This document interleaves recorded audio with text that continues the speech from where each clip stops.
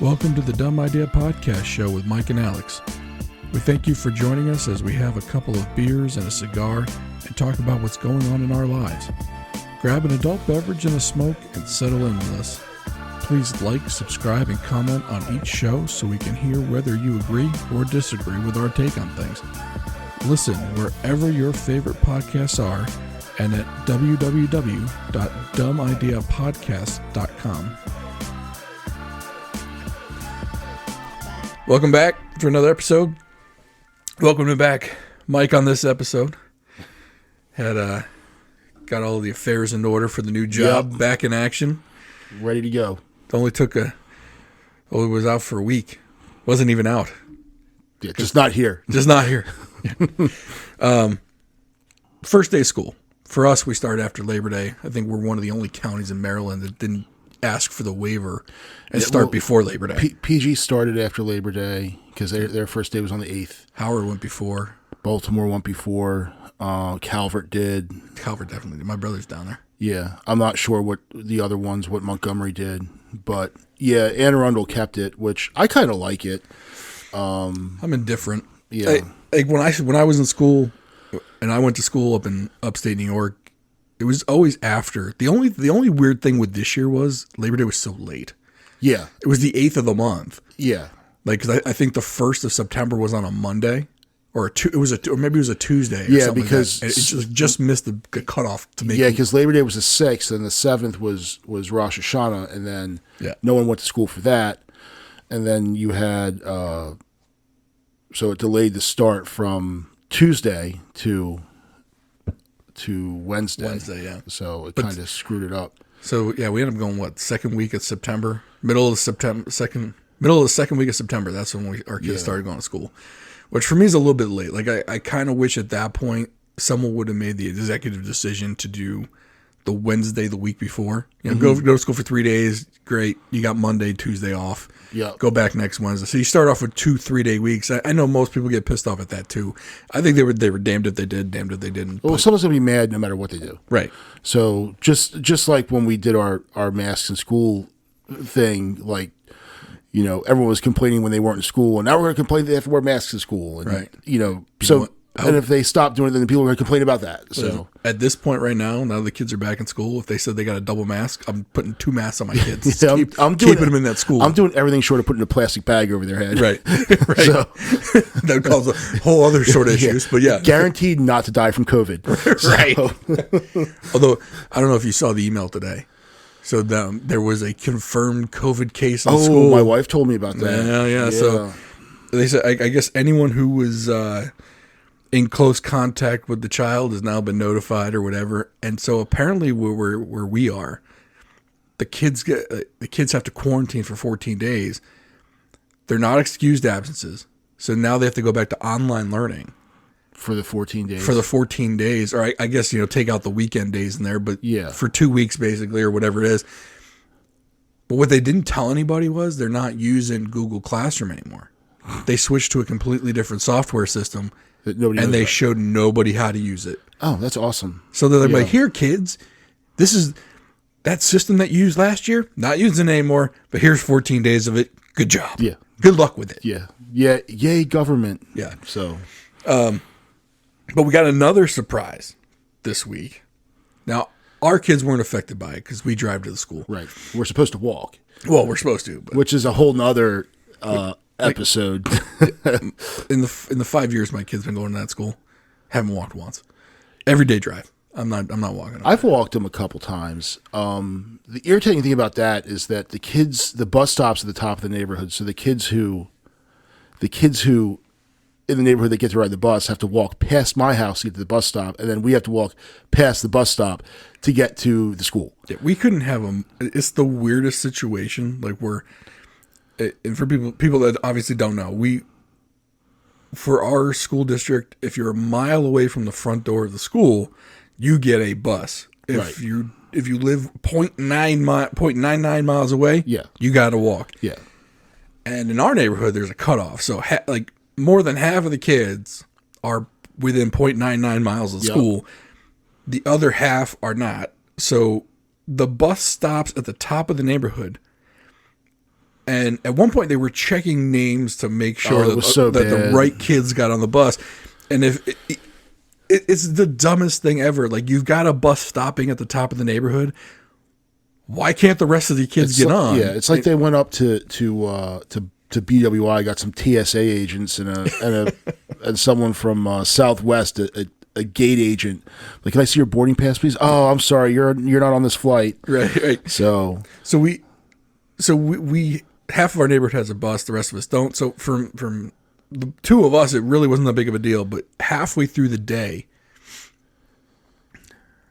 there was an email that went out saying that 3 buses that service the school, and I think there's only probably about 6 or 7 total that service that elementary school. Yeah, it's not that many. 3 of them didn't pick up the kids at all.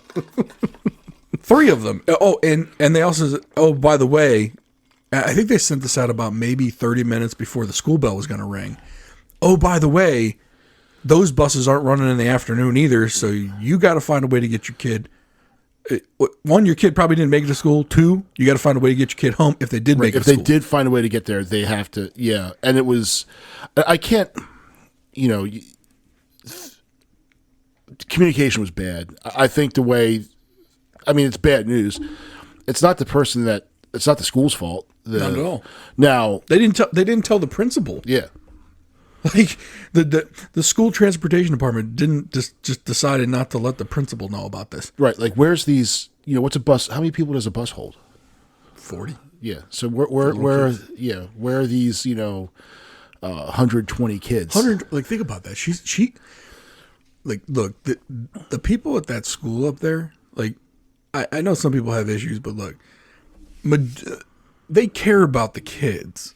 Like, I'm sure her heart was just pounding out of her chest when roughly 100 kids didn't show up to school. Like 10% of the school wasn't there, and it's probably that's an elementary school, so I think that's probably closer to 20% of the kids. There's 720 something kids in that. Okay, school so we're looking about it's 15, 20% roughly. Yeah, and she's like, "Oh my God." Like, they feel responsibility to these kids. Well, and I know, like, so my wife used to be an elementary school teacher, and she said for the first week, the most critical part is getting the kids in the building and on the correct bus so they can get home. So that's like mission 1, especially with the younger grades, your kindergartners, your first graders, maybe a little bit second, is getting them on the bus, because these are little guys. Like, they're 5, 6, 7 years old. Like, getting them. You ask them like kindergartners, you ask them a question like, hey, what's your favorite color? Like, I like bacon. Like, that, me too, but what, bacon's not a color. It would be an awesome color if it was, but. You know what? I bet you in a Crayola box, there might be. There's a color called bacon. And if there isn't, Crayola needs to get on that. Right. Shame on you, Crayola. Bacon's fantastic. But, like, I could never be a teacher, not because of the kids aspect, but, or not because of dealing with the kids all day. I'd be worried sick about. I'm worried sick about my 2. Oh, I could you imagine? Like, when someone sends their kid to my house, I'm like, oh my! Like, I want to put them in a bubble because I don't want to send them back more damaged than I got them. No, when if I hear crying and there's other kids at the house, like, I look, if it's my kids, I'm like, yeah, whatever. Right. But don't let it be someone else's kid. Right. And then I got suckered into a field trip to the it was a Bay Sox game. Oh, and it's not a bad one to go on. Oh. Stand by. So I go to the field trip, and I know some of the moms and some of the dads from the pool and sports and stuff. So I think, oh, this will be pretty cool. Now, I didn't think I could sit there and like pound Miller Lights for the entire game because there's kids. I mean, maybe I drink a couple. Yeah. So I get there, and there's also a STEM fair going on the concourse. So, okay, and they gave me 4 little kids. I was terrified. All I did was count them. I did a head count. I was like, my kid, little girl, little boy. My kid, little girl, little girl. I just did a countdown. The entire time I was doing this head count. And then I'm looking at the moms, and they're so calm. I'm like, how are you so calm? I'm like, oh, this is nothing. I only have 4. I'm like, I only have 6. It's like, you have 6? Well, like, Jesus, I have 4. And then you're also like, well, the person giving out assignments knew to only give me 4, right? They gave that lady 6, good for her. I'll stick with the 4. In fact, probably should have gave me 3. Right. And the thing was, like, okay, but I'd always count the other kids before I counted my kid. Right. I'm like, okay, where? All right, there's mine. Don't need him. Okay, there's the other two. Okay, I'm good. Oh, and he's here too. All right, we're fine. I feel like with my kid, they're like, I can find my kid because she's either picking her nose, or she's at the ice cream stand, or she's at the other dessert stand. Yeah. Like, I think those are the three. Or maybe she might be looking for the bathroom. Right. Find the food. That's my middle son. Find the food. My oldest one is who I was with. Like, he's generally pretty good, but it was just the other kids. And on the ride home, I'm like, this was supposed to be fun. I didn't watch. I maybe saw 4 at-bats. Right. Like, I'm like, this wasn't baseball. No. This wasn't, now granted, I wasn't expecting to pound beer the entire time, but like, I didn't even drink any water. Like, I ate nothing because I was too busy doing head counts. Right. Herding cats the whole time. But going back to the buses. So 3 missing bus routes just from us. And then we find out, or in our school, and then we find out throughout the county, there were about 15 missing buses. Now, one bus isn't just one route. That one bus does a route for the elementary school, probably the middle school and the high school. So 3 routes and then times 11 buses. Yeah. That's 33 routes weren't handled that day. Yeah. And, of course, you go on social media because everyone's going to talk about it, right? And, of course, people are like, well, when you pay a minimum wage, they're not going to go to work. And then someone else made a point, well, people aren't going to show up for a bus driver job if they're going to get paid more to stay home. Right. So there were like multiple arguments. One, people getting more to stay home, although I think that ended September 1st, but people haven't felt it in their pocket yet. Yeah, so they're going to still. But then 2, bus drivers apparently need a special CDL license. Yeah, so anything over 15 passengers, including the driver. So that's why you see the 15-passenger van. Mm-hmm. They don't make 16-passenger vans because at 16 you need to have a passenger endorsement on a CDL. And the bus drivers, I believe they're Class B with a passenger endorsement. So now the companies will train you to drive. Right. But again, and the other thing I thought of was, so they're not paying them a lot, and then if they're getting paid to stay home, then also you have some of these people that were, because Anne Arundel uses they're contractors. Right. They're not, like, Prince George's County owns their fleet. Montgomery owns their fleet. So does Howard. We're one of the few in the state that contract out. So they're not county employees, as far as I know. They're employed by whatever bus company hires them. Right. So some of these people, now the county school bus drivers, they kept them working. They kept them paid in the big counties, but these small contractors didn't have money to pay these people because the counties probably let the contracts run up, and then they're not going to pay them. So, or the companies say, you know what, I can make a whole bunch of money for doing nothing. Let the drivers go, but then do they come back? You know, so maybe you find another job in the meantime. You're like, I'm not going back to that. Well, someone made a good point. Amazon is growing in this state. I mean, they put up a huge warehouse a little bit north of here. Amazon is hiring drivers. FedEx hiring drivers. Yep. Everyone's hiring drivers because everyone's ordering stuff because everyone got used to it during COVID. So those delivery companies, never mind you got the Uber Eats or the DoorDash people, work for yourselves, work the timelines that you want.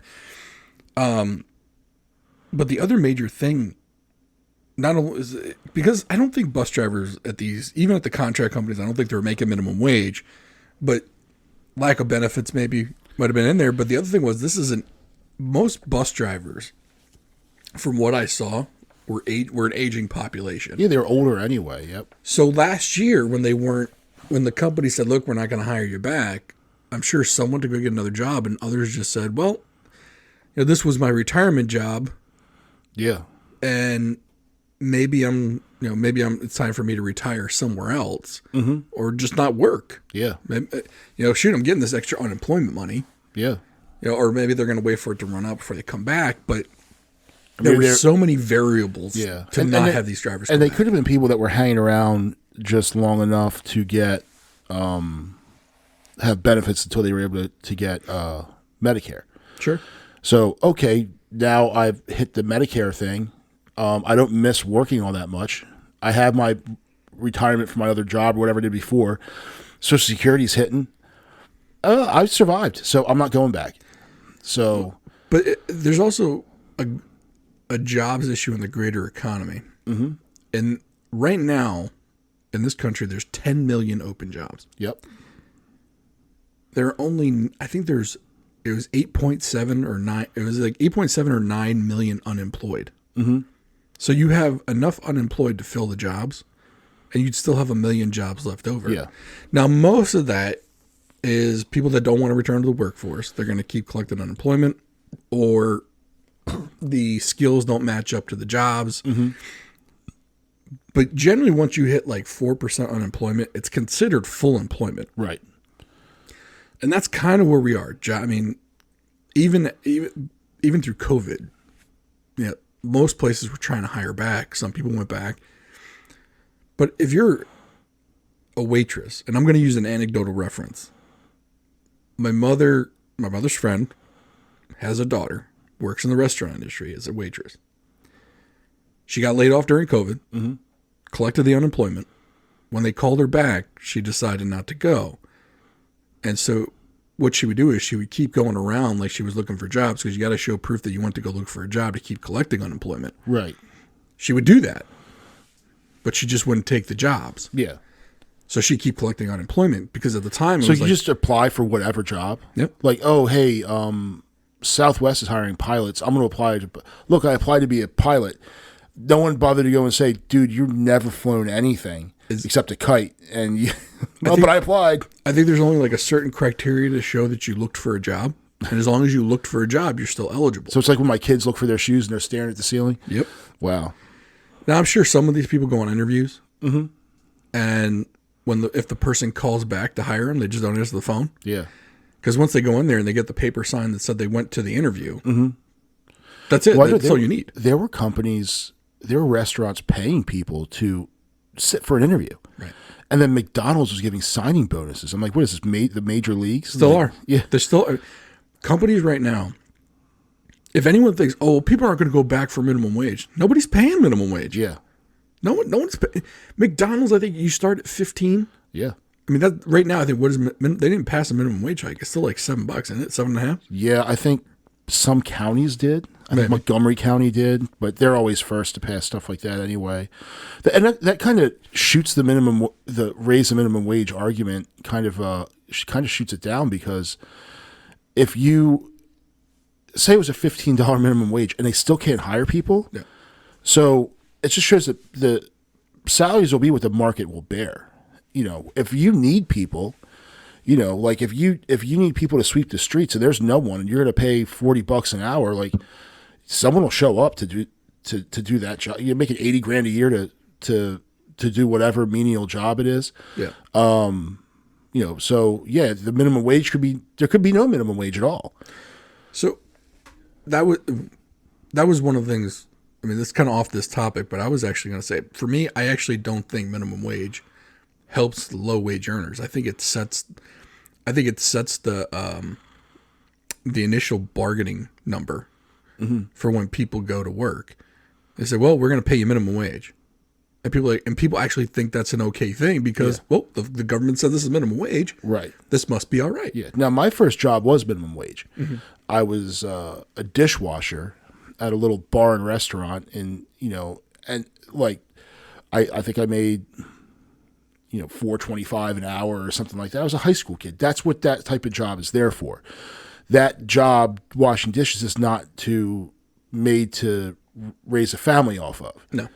It's to give a high school kid some money to play pickup hockey, or take his girlfriend out on a date, or at the movie theater. It's not made to raise kids and support a house and all this. And I think some people have gotten to the point, and what I think it does do is it hurts those young workers, because 16 years old and minimum wage is $15 an hour. Now you're competing with an adult, right, for that position, who has doesn't have limited availability. They have open availability. They can work whatever shift. They can work 40 hours a week.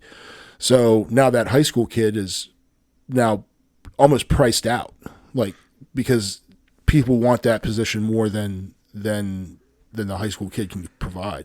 Yeah, and everyone always points to fast food because fast food is where the biggest shortage is right now. Mm-hmm.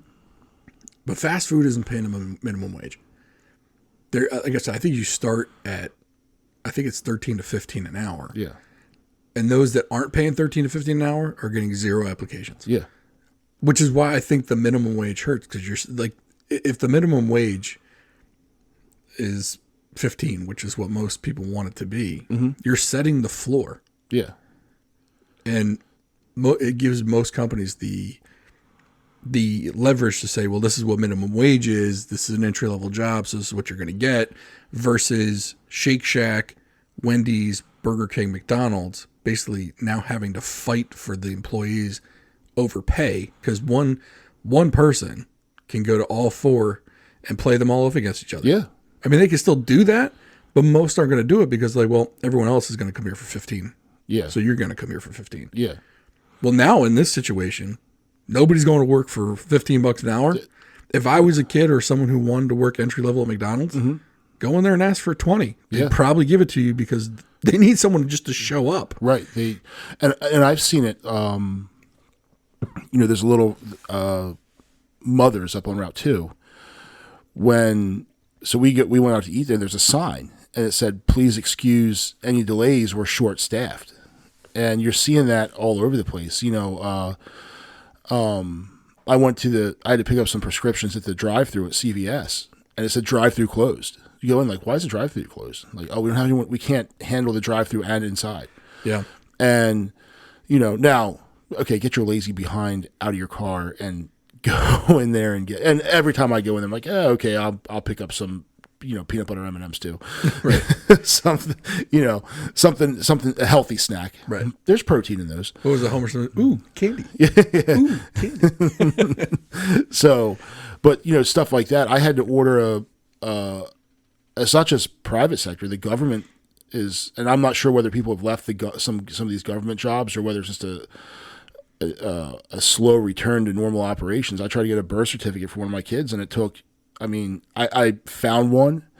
I was on a bit of a time crunch, but they're months behind on the mail, the online orders.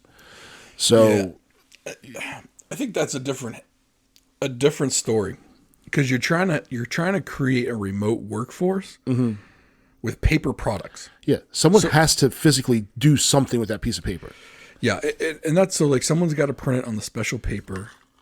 In the place that has a special paper with a special printer, and you've got to have someone in the office to do this. Right. And if you're trying to create an all remote workforce so that people aren't getting the COVID or whatever, then that becomes a problem, right? Yeah. And unfortunately, and it's just like a driver's license, you can't just print it out. Right. Because it could be forged, right? I mean, anyone could print it out. Now, I am trying to figure out, so I renewed my tags.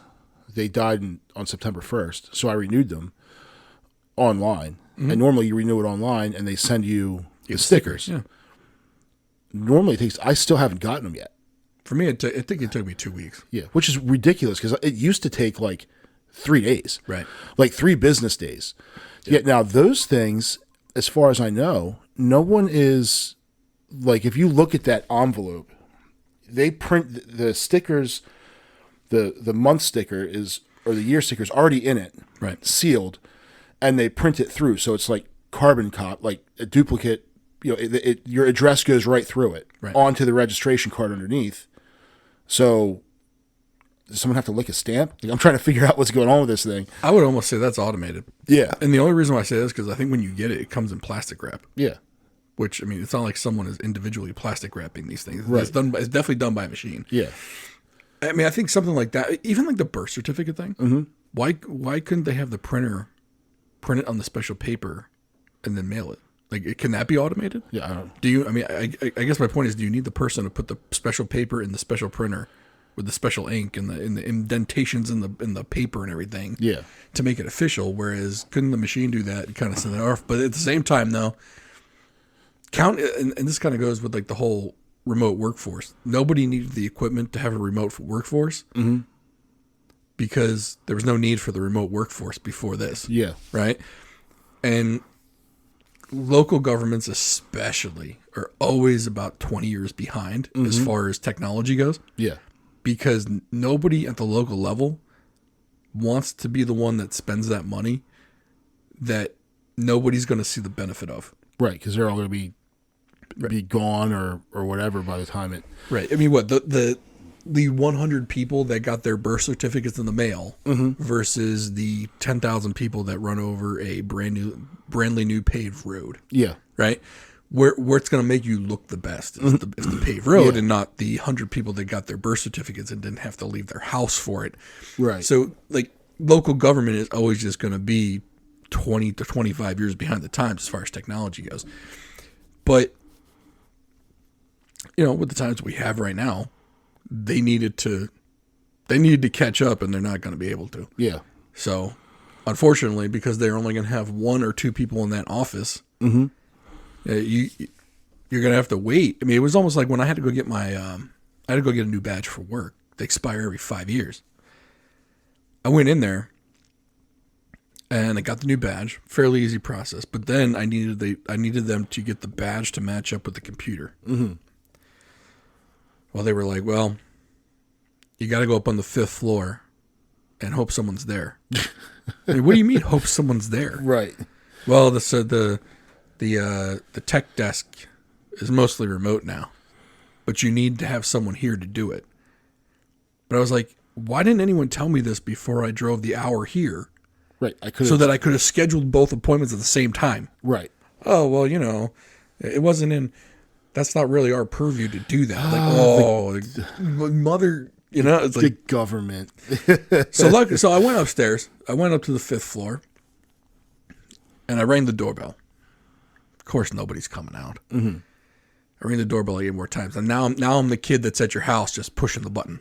I'm just ringing that bell, hoping that maybe the person didn't hear it. Yeah, or the room's huge. Someone didn't. Where they're really slow. Really slow. Right. Then I start knocking on the door. Maybe the doorbell's not working. I hear it, but maybe they can't hear it. Right. And so eventually this guy just kind of strolls out of the back. Like he doesn't even open the door that says like this is what like the main door. Doesn't even he comes out like some back room. Like some back hallway. I don't know. He's like, "Can I help you?" No, I just ringing the doorbell. Yes, you can help me. Yeah, I got nothing else to do. Like, jeez, man.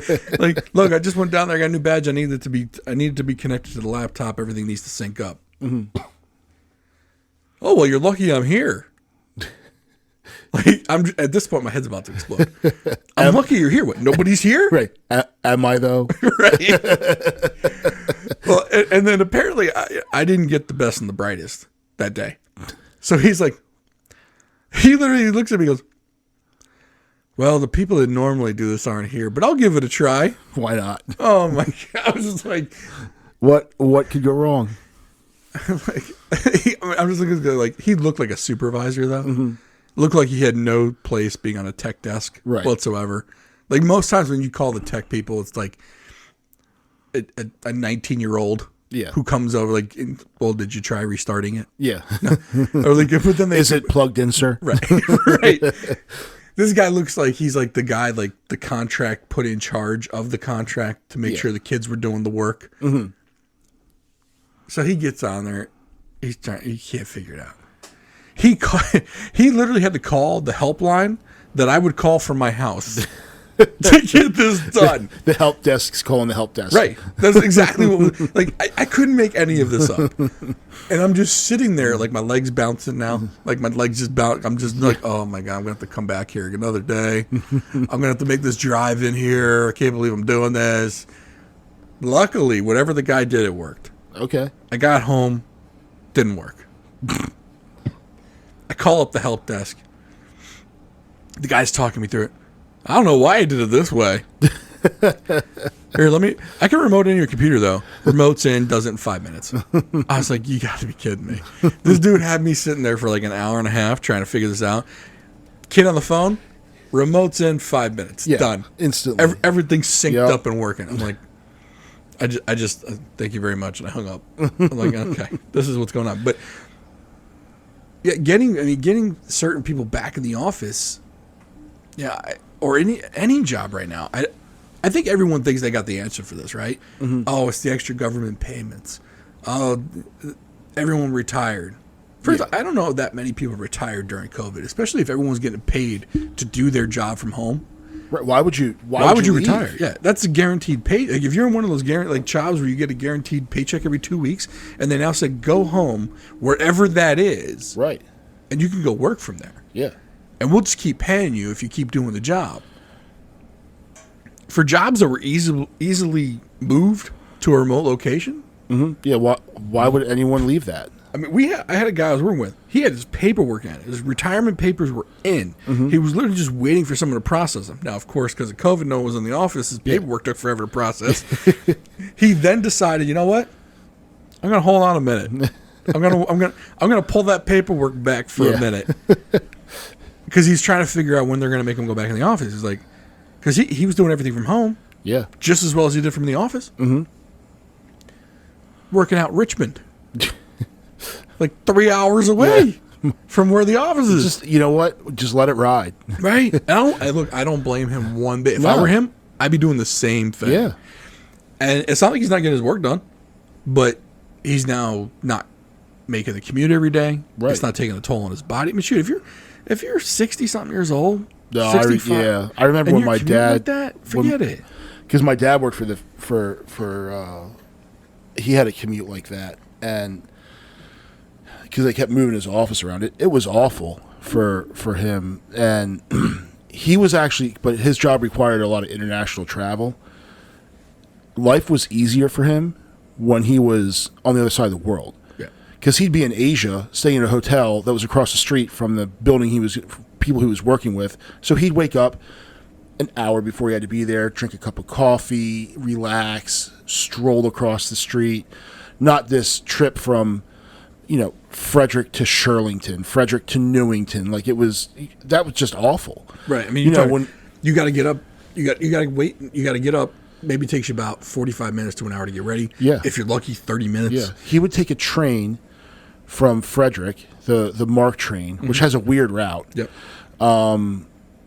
And end up in, I forget where it stopped. I think Rockville maybe, and then you have to go. Most of those MARC trains go to Union Station in D.C., and then you got to pick up another train from there. Then he'd ride Metro to the Pentagon, and then take a shuttle bus from the Pentagon to somewhere else, and the commute was insane. And then if he drove in, it was a trip down 270, which is just a disaster, unless you leave at 5:30 in the morning. So.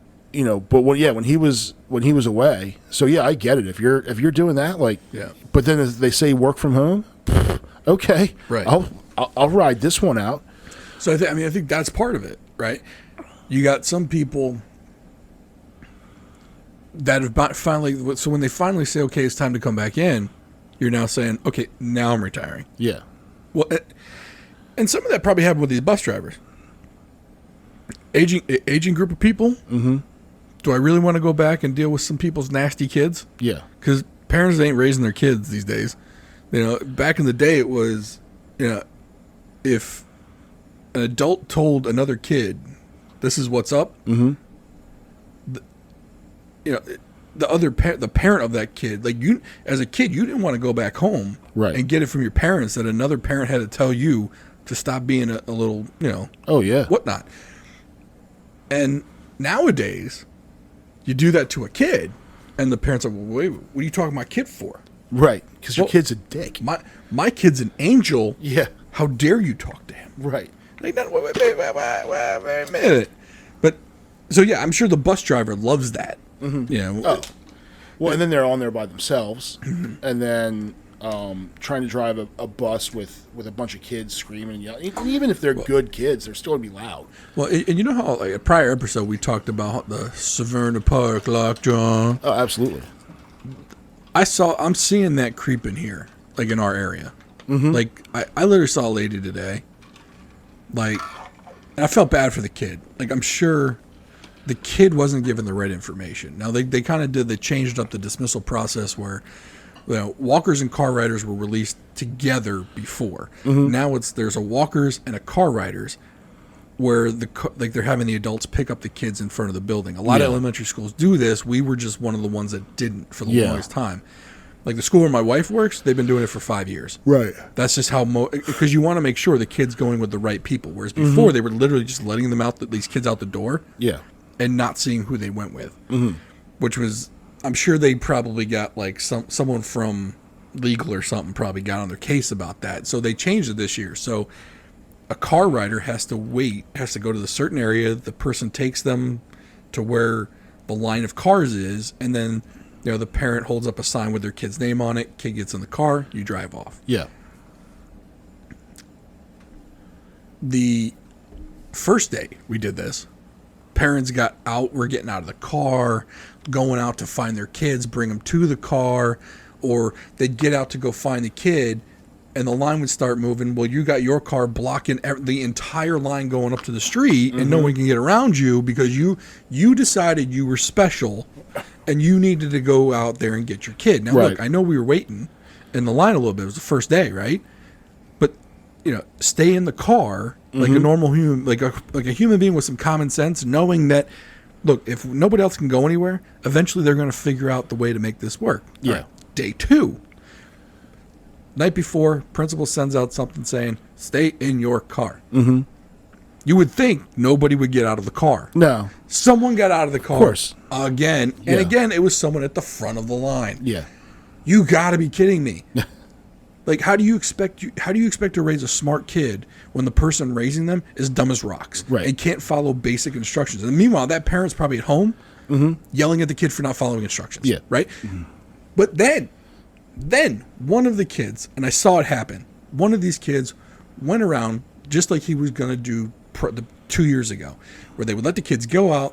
They go up, and he was going up to the street to where his mom probably parked before. That's where all the parents parked. They parked on the street. That's where I parked. Yeah. Kids would go up there, get in the car. He probably thought it was the same thing. Kid comes back down the hill, crying. Luckily, he finds a neighbor he knows. The neighbor calls the mom. They find the mom at the beginning of the line in her convertible, being awesome as she is. The neighbor takes the kid over to the mom, and rather than the mom just opening the door, letting the kid in, and then driving away like she should, because guaranteed she didn't tell her, she probably told her kid and the teacher that he was a walker, not a car rider, and she's the one that got in the car rider lane. Yeah, and the thing is, if you tell your kid if you tell them you're a walker and you're going to arrange an alternate rendezvous spot, an alternate LZ, if you would, then stick to the plan. Right. You can't say this is the LZ, then land somewhere else. Right. But rather than just getting in the car and having the conversation later with the child, she puts the kid in the car, opens the door, gets out to go find the principal, so that she could talk to the principal. And so then eventually she gets back in the car. Now the principal has to talk to her. Meanwhile, there are 2 lanes of cars in this pickup line. She has now blocked one for the first 15 minutes of pickup. Right. So now the thing that they did to make it faster, which was go from 1 to 2 lanes, that was their improvement from day 1 to day 2, is now back down to 1 lane because queen of the pickup zone can't be bothered to just move on and maybe write an email about her horrible planning. And meanwhile, the car's a convertible. Like, you're just throwing that kid right in there like Dukes of Hazzard style and kept it moving. Well, and the thing, I admire the principal for what she did. Later this evening, she wrote an email, a blast email for everyone to see, saying, basically saying, have a conversation at dinner with your kid to let them know if they're walkers or car riders. If they're walkers, you can meet them X, Y, and Z. If they're a car rider, we will bring the kid to your car in the lanes. Yeah. Like, she basically had to describe it for the adults. Right. To have a conversation with their kids. Yeah. Like, she was very, very polite about it, but as someone who knows how to read, I thought it was hysterical because I knew exactly which instance she was talking about and basically saying, look. And it's funny because the lady that did that is probably like, that person's an idiot. Right. Like, that person's you. Yeah. So she's the Severna Park lockjaw lady. Like, we have a lot of that around here. Like I said, first day, no fewer than 10 people got out of their car to go find their kid. Like, did you think the school was just not going to, like, they weren't going to have a system to put the kids in the cars? Yeah. Like, are you kidding me? Yep. Like, but that's so. Anyway, the reason why I brought that up is because some of the comments on social media, and I hate reading it, but I read it. And my wife reads. She tells me the stories.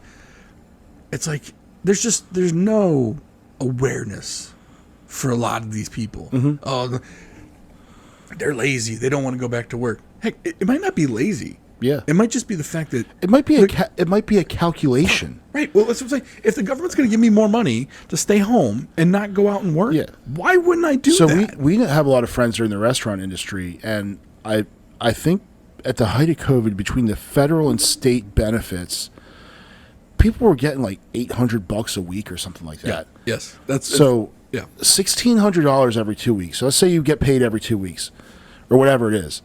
If you get paid $1,600 to do nothing, say you made 1,800 waiting tables, but I can make $1,600 doing nothing. Right. Well, hell, parking. If you work in downtown Annapolis, parking alone is going to eat that $200 up. What about the daycare? Yeah, you don't got to pay for daycare now. Nothing. Especially because think about it this way: think about the 2-income households. Mm-hmm. Husband goes off to work, right? Yeah.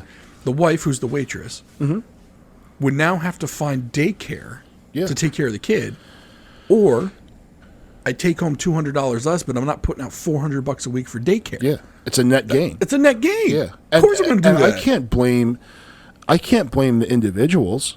Now the policymakers, it's a shitty policy. Who you blame, Shit policy. Yeah, sure, that's their fault. But I'm not going to blame the individual making that calculation. That's a very simple mathematical equation. Not even an equation. It's just, what is it, a little alligator thing? Like, what's more than this? Right. And when you add in aggravation and time and commuting and all that stuff, well, okay, it makes a lot more sense to just stay home. Well, I know, but you also have some people like, well, I can't believe I would never take advantage of that. You kind of would. BS. You definitely would. Yeah. If that calculation made sense for you, you'd be on that too. I'd love to see anyone, okay, so, you mean to tell me if you won the lottery, you're not going to take the money? It's free money either way. I mean, let's go back to McDonald's. Yeah. You want to go back to work in the fry machine, smelling like grease? People treating you like crap. Yeah, people or I bring home $200 less, mm-hmm. but I chop my expenses by $400. Yeah. I get a net gain, and I don't get to smell like fry grease all day. Right. And I don't have to deal with some. The Severna Park Babs yelling after she leaves the school after screwing everything up. She swings through the drive-through and Severna Park Babs, who's so awesome, she's feeding her kid the garbage McDonald's serves. Yeah, and she's gonna yell mm-hmm. at the person behind the counter. Yeah, get out of here! And look, by the way, if you work at McDonald's, I feel for you. I'm not really knocking McDonald's food. I'm just saying Babs is probably the one that makes fun of McDonald's food, but then goes and gets it for her kid. Right. I'm just pointing out Babs' hypocrisy out there. Right. We're not throwing shade to the McDonald's employees. No. Look. I get it. McDonald's is cheap food. Yeah. And sometimes you need it quick. You need look. I get the need for it. Right. Yeah. I like it. I mean, but Babs probably lives in her $900,000 house, pulls in great money between her and her husband, and they're gonna feed their kid McDonald's. Yeah. Yeah, or he just wants it and is going to scream until he gets it. Right. So. At least go to Chick-fil-A. Which, by the way, have you heard the outrage over the new Chick-fil-A that's going to go in? Where's that going to be? Route 2, just south of the Sunoco, before the 50 interchange. So CVS, Sunoco, Chick-fil-A would be next. What? Who's outrage? What's the outrage? People are mad at God's chicken. That's awful. That's blasphemy. Right. Anyone who's a Christian or Catholic that's going to bemoan Chick-fil-A, going right to hell. Yeah, you go straight to hell. But they get everyone's like, oh, the traffic's going to be horrible. Traffic's already terrible. Yeah, right. And you know what? You want to see a car line? Mm-hmm. Watch Chick-fil-A. Right. They have figured out how to move cars. And people are paying for something. They're ordering food, paying for it, and then obtaining said food. Yeah. And that thing moves. I think the schools need to go look at that. Or one of the most well-orchestrated car lines I've ever seen is at St. Pius in Bowie.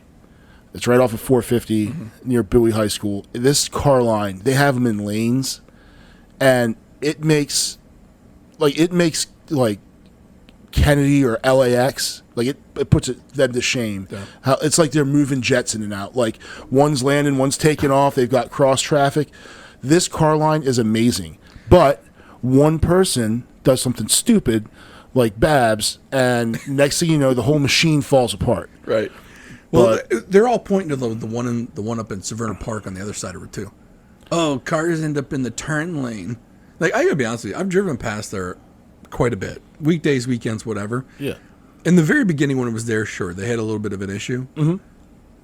They remedied that real quick, though. Oh, yeah. They've got a double lane going through that thing. They got 3 order takers. Yeah.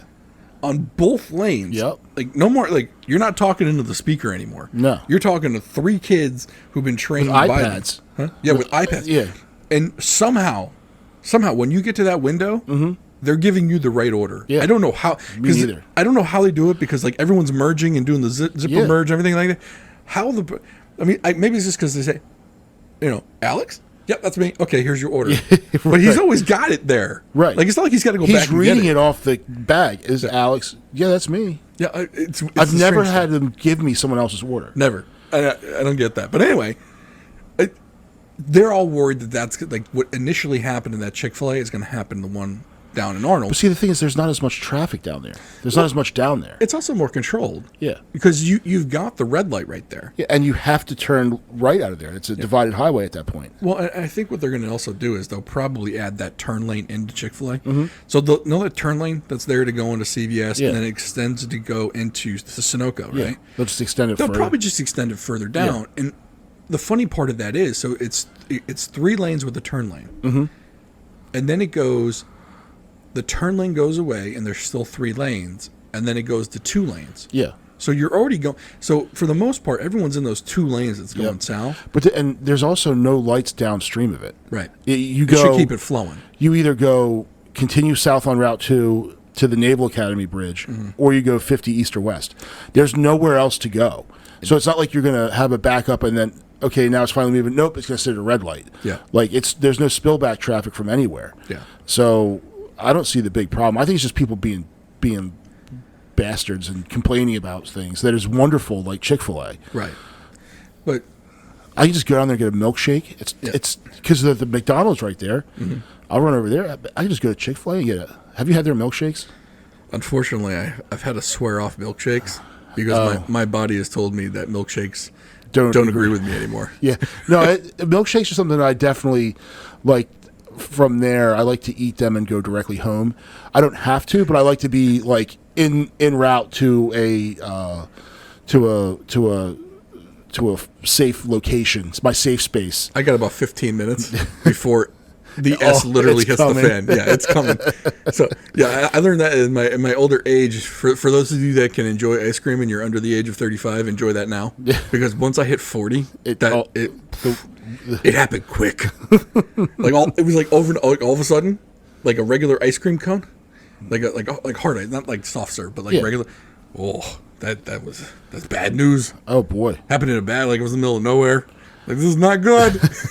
This is happening. And my wife's looking at me like, what's wrong with you? Yeah. I'm like, I don't know, but it hurts and it's coming. It's like when you learn how to fly an airplane, you're always looking for landing areas in case your engine fails, and your instructor will say, like, they'll kill the engine, be like, okay, where are you going? And you have to like start turning that way because you have to be looking for one. Yeah. So in that case, you're like looking for places. You're like, that tree looks pretty good.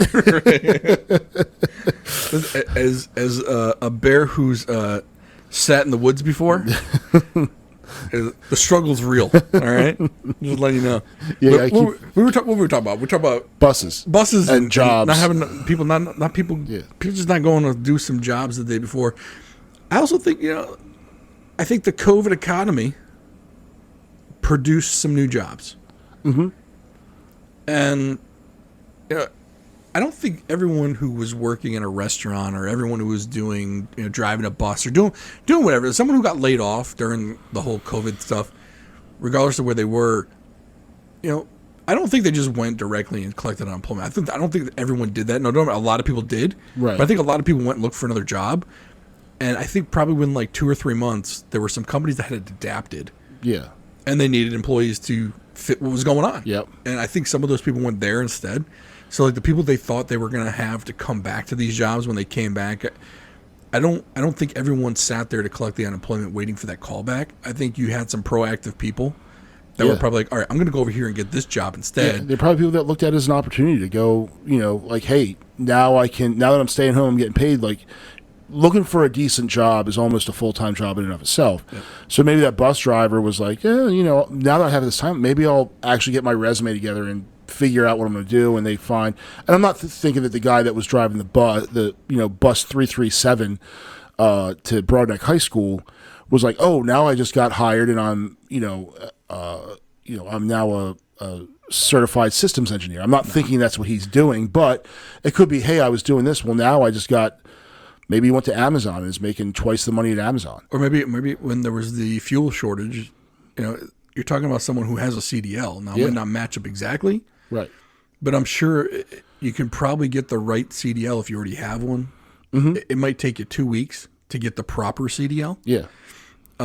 So maybe when the whole gas shortage thing was happening, and the shortage was because there was a lack of truck drivers, those fuel runs are short hauls. They're not cross country. So you can still be home at night. Mm-hmm. So maybe they're like, well, these people are paying through the roof to get a driver on board. Yep. Maybe I'll go do that. Yep.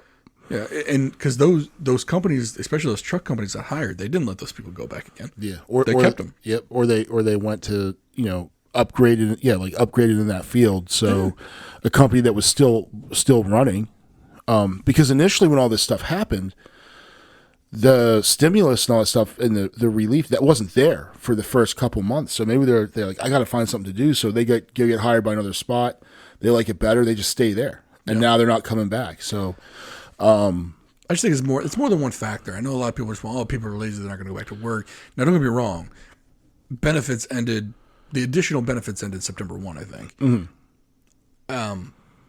I think once you get to probably October, and the realization of holidays are coming up, and you still want to give your kids a Christmas, mm-hmm.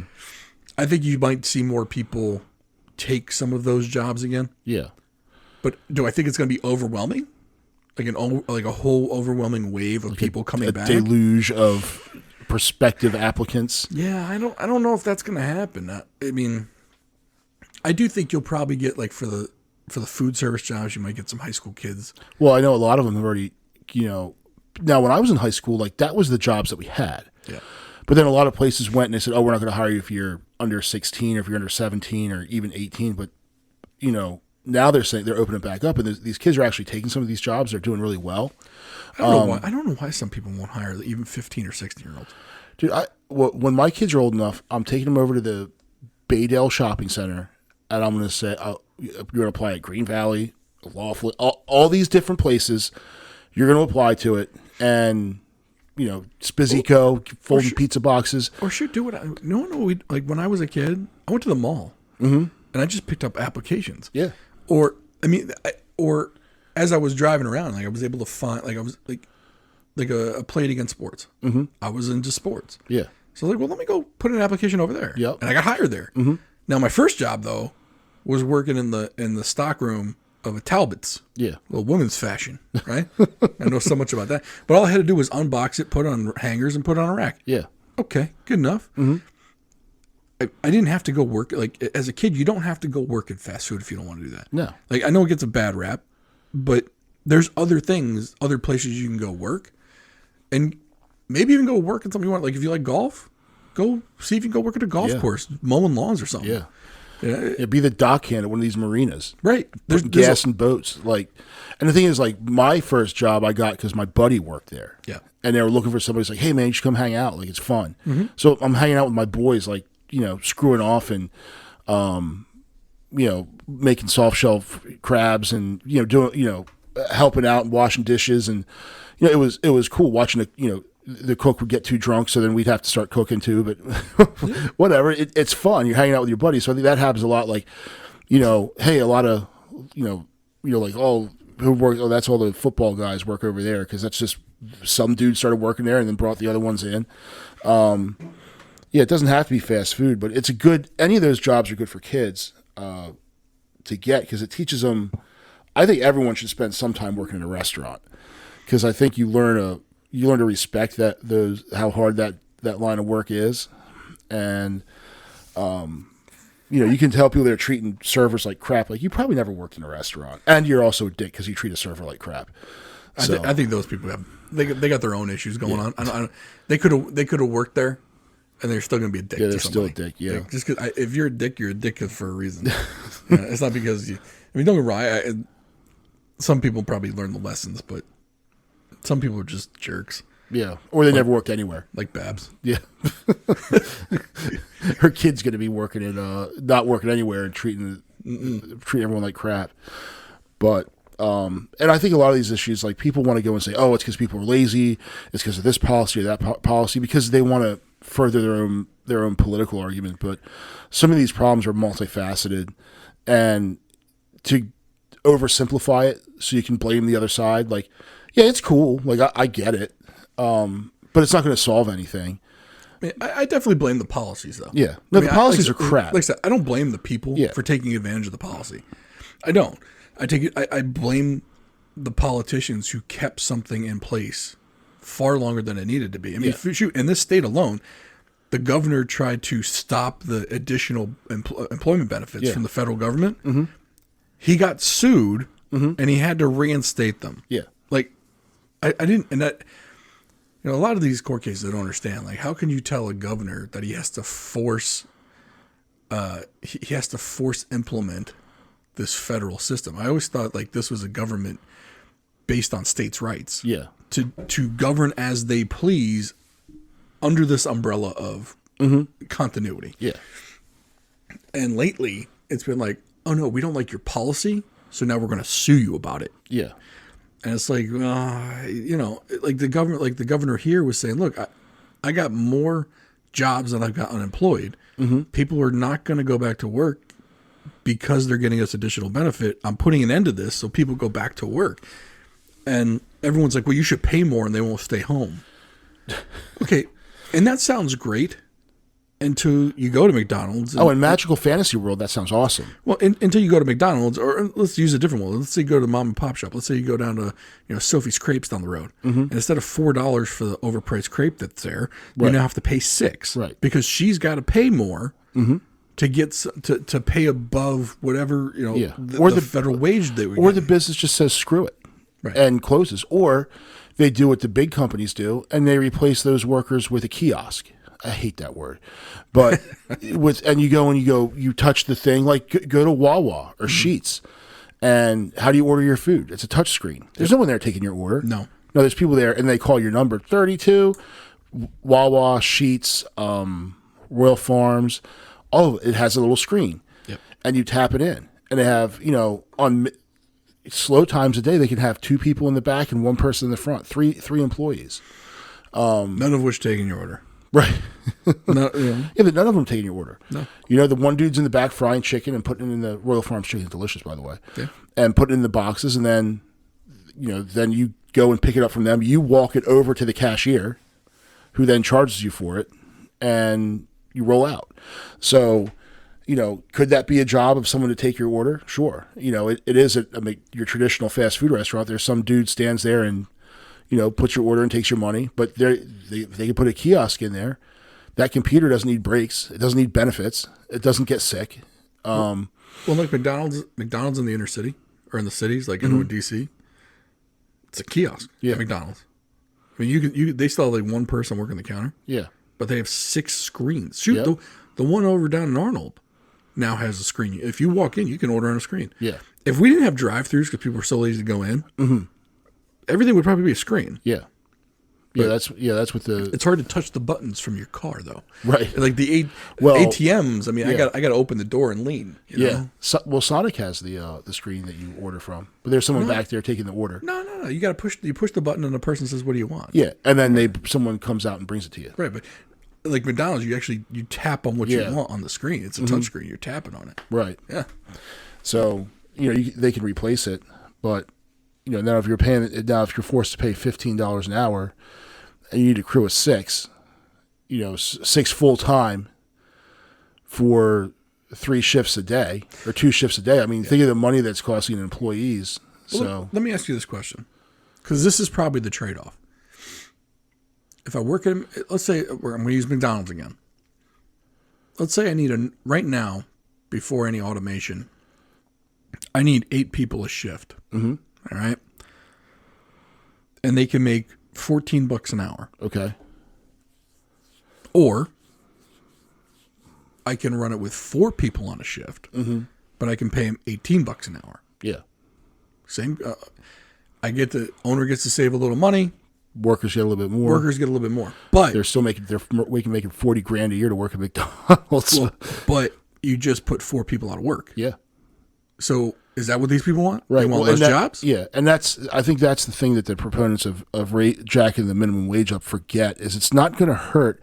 It's not going to propel more people into the middle class.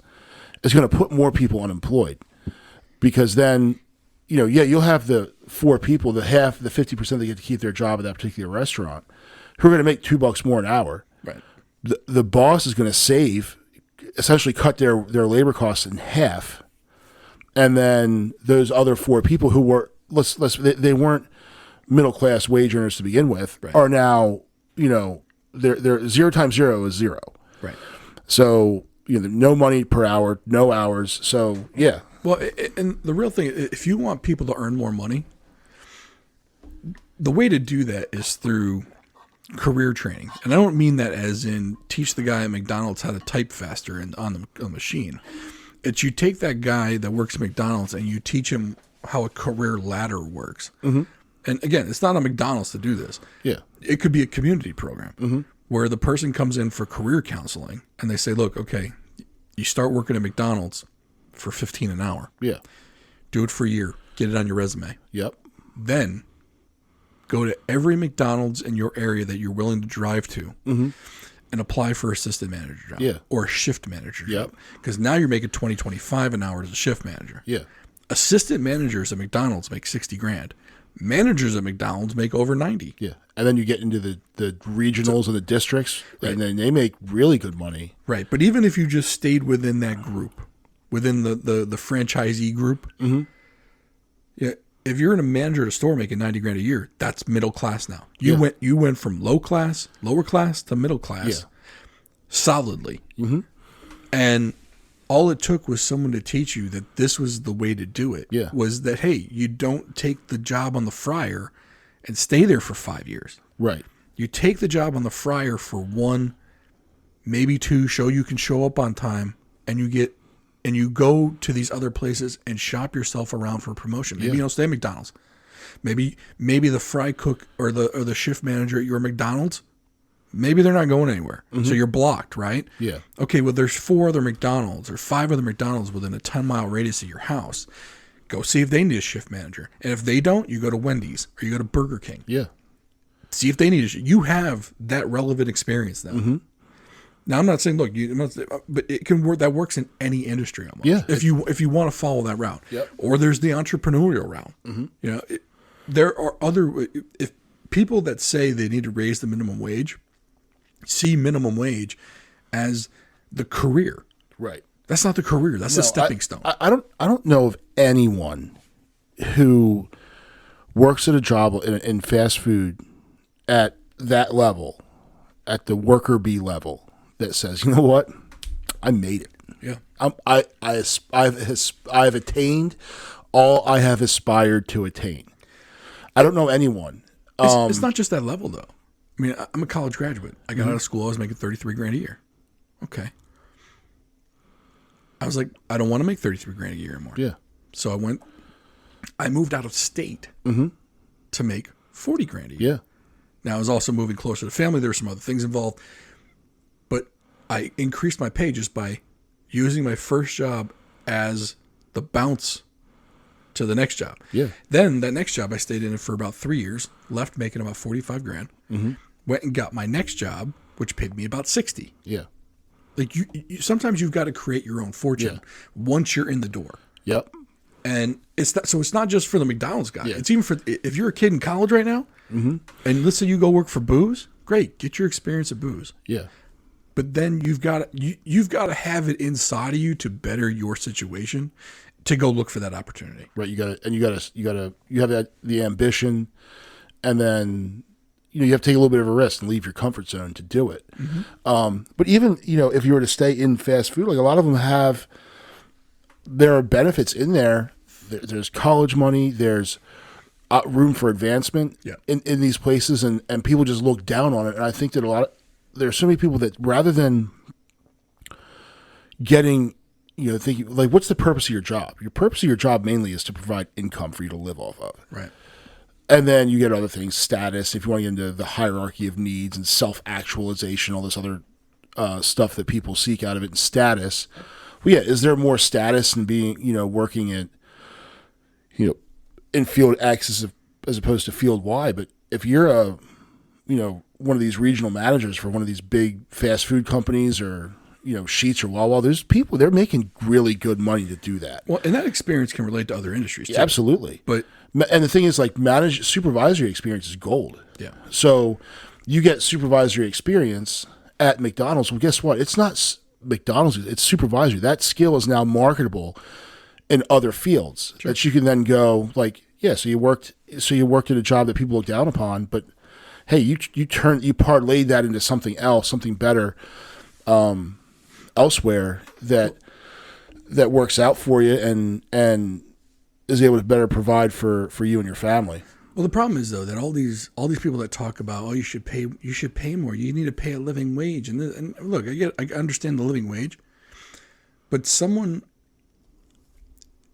who doesn't have the ambition to better themselves isn't going to match. Even if you force the minimum wage on them, great, that's what they're going to make. Yeah. They're not going to have the ambition to go make any more money or make a much better life for themselves. Right. They are content to do minimum wage they're content with minimum wage effort for minimum wage pay. Mm-hmm. That's what look, not everyone's into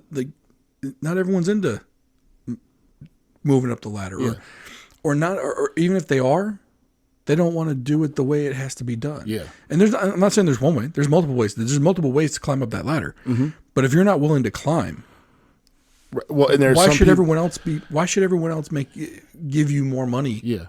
Just so you can do what you're always doing. And there are some people that think they should be at that level just because they're special. Special. Everyone's special. Yeah. Everyone gets a trophy. Yeah, we're all special in our own way. Well, guess what? You know what? You haven't earned anything yet. And we both work in fields where there's a hierarchy or a chain of command and that sort of thing. But and there are people that get in on that. They make it to that basic level, and they don't want to be a supervisor. They don't want to be I'm pointing at me. Yeah. I'm pointing at me. Listen. Yeah. I've been in my position for almost 12 years. Mm-hmm. I don't want to be a super. I'm happy with my pay. Yep. I'm happy with my hours. I don't want to have to deal. Like I've seen the other people. Yeah. Right. I've seen what people above me have to deal with. They have to deal with my coworkers. Mm-hmm. Now, luckily for me, I work with a good group of people, but I've seen some of these supervisors and some of the people they have to deal with outside of my group. I don't want to deal with that. Yep. Like, and the lowest, the pay increase isn't good enough. Yeah. And the lowest levels of supervision, your first line supervisors, that's the hardest one. Yeah. Because you're supervising everyone. Yeah. And then when you move up and you're supervising the supervisors, it gets a little bit easier. Yeah. But then it gets different. The job is no longer doing the job. Your job is now management.